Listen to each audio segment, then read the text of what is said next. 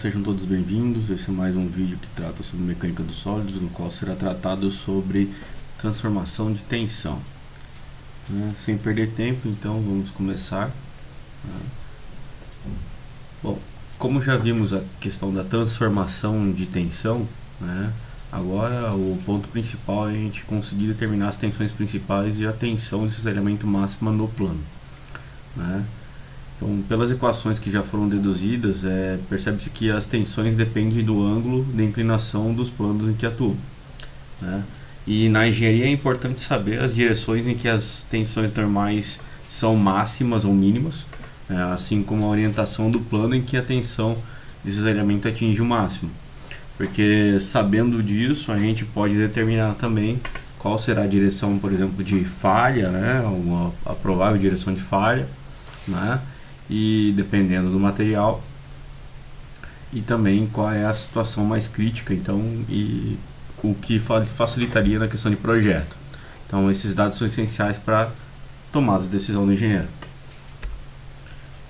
Então, tensões principais no plano, então, com o objetivo de determinar as tensões principais, o que é máxima e mínima, então basicamente o que a gente faz, a gente pega a nossa equação, para determinar a tensão normal, sigma x, então para a transformação, então se a gente tem um estado de tensão inicial, sigma x, sigma y e tal xy, isso no plano, se queremos transformar e determinar uma tensão numa determinada direção x', a gente tem que utilizar essa forma como foi determinado nos vídeos anteriores. Então, se eu quero determinar então qual é o ponto em que eu vou ter um sigma x máximo, então eu vou diferenciar, eu vou derivar essa função aqui, e igualar a zero.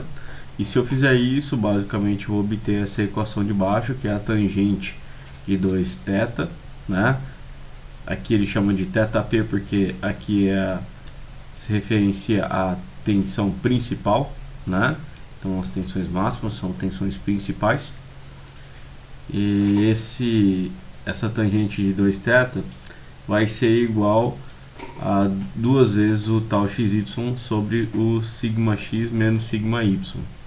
É basicamente um rearranjo dessa parte superior aqui, Então, sabendo disso, eu sei a orientação, então, do plano na qual ocorrerá a tensão principal.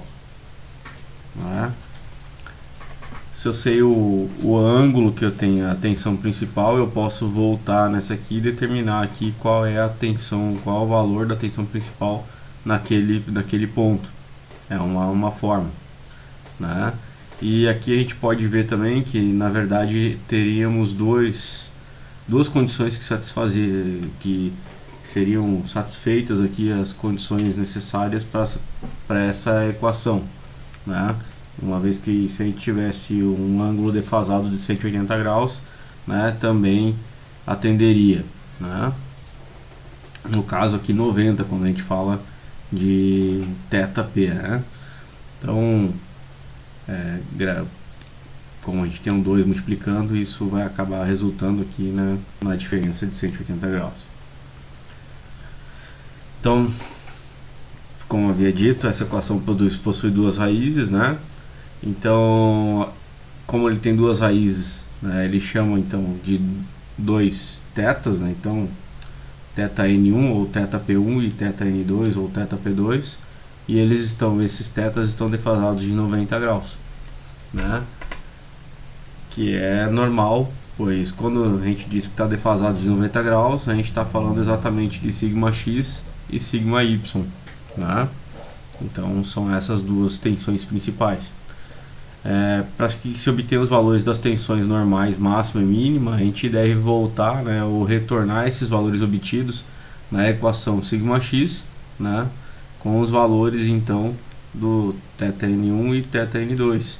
Então eu vou substituir o θn1 e θn2 aqui, primeiro o θn1 encontra sigma x, depois o θn2 encontra o sigma y, certo?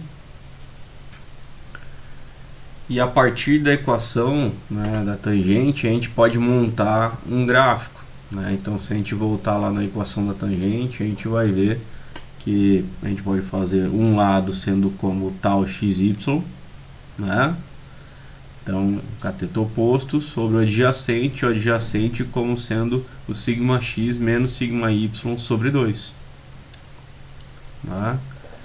E isso vai resultar aqui, né, que a hipotenusa, né, é a raiz quadrada de sigma x menos sigma y sobre 2 ao quadrado mais tal xy ao quadrado.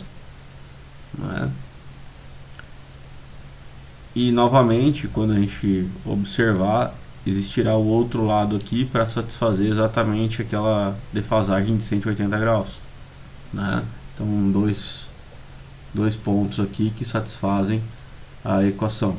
Né? Então, aqui com os valores negativos demonstrados. E com isso eu consigo montar as equações para seno de 2θ P1 e cosseno de 2θ P1 e seno de 2θ P2 e cosseno de 2θ P2. Né? A partir do gráfico ali, a gente consegue observar e saber essas relações trigonométricas. E se eu pegar, né, um conjunto dessa aqui, por exemplo, né, esse primeiro conjunto, e substituir, né, nessa equação aqui, no lugar de cosseno de 2θ e seno de 2θ, eu vou obter exatamente a equação para a determinação das tensões máximas e mínimas. Né? Então essa aqui já é uma dedução aí que é facilmente encontrada. Né? Então a gente pode determinar ali então as tensões máximas e mínimas, então a tensão máxima e mínima, né, como sendo sigma x mais sigma y daquele estado inicial que você conhece sobre 2, mais ou menos raiz quadrada de sigma x menos sigma y sobre 2 ao quadrado, mais tal xy ao quadrado. Né? Então já fica um pouco mais fácil determinar, né? Basta ter aqui um estado de tensão inicial e conseguirei determinar as tensões máximas e mínimas. Mas com isso aqui ainda tenho que determinar, por exemplo, a inclinação, né? A partir da origem e do nosso ponto, né? Então desse nosso tensor tensão inicial, saber qual é o ângulo a partir daquele ponto. E a tensão de cisalhamento máxima no plano. Saber no sentido, né, o sentido e a magnitude em que a tensão máxima cisariante atua em uma estrutura é essencial para que sejam tomadas as melhores decisões em projetos de engenharia. Né? Para determinar a orientação, a gente vai derivar a equação do tal x' y', né, que foi determinado anteriormente. Então vamos derivar essa equação igual a zero, né? E com isso a gente consegue determinar aqui então uma equação para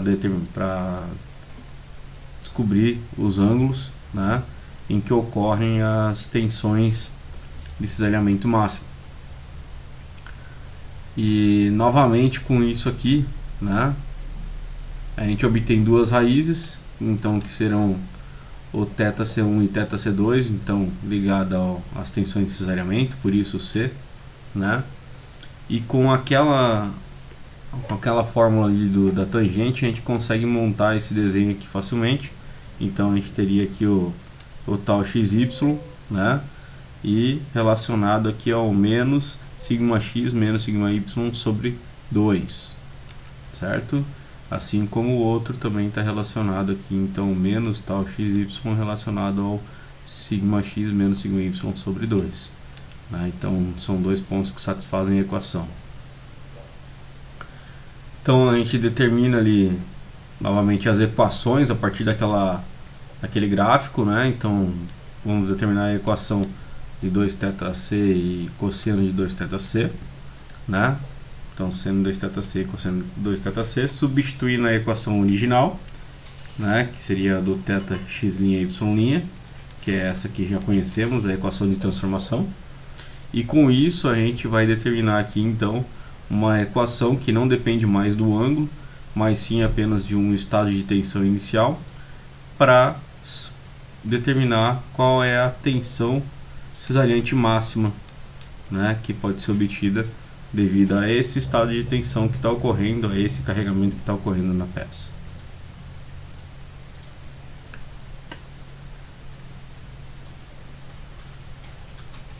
E substituindo então o seno de 2θc e cosseno de 2θc na equação, né, a gente consegue determinar qual é a tensão, né, normal que está atuando quando ocorre a tensão de cesariamento máximo, né?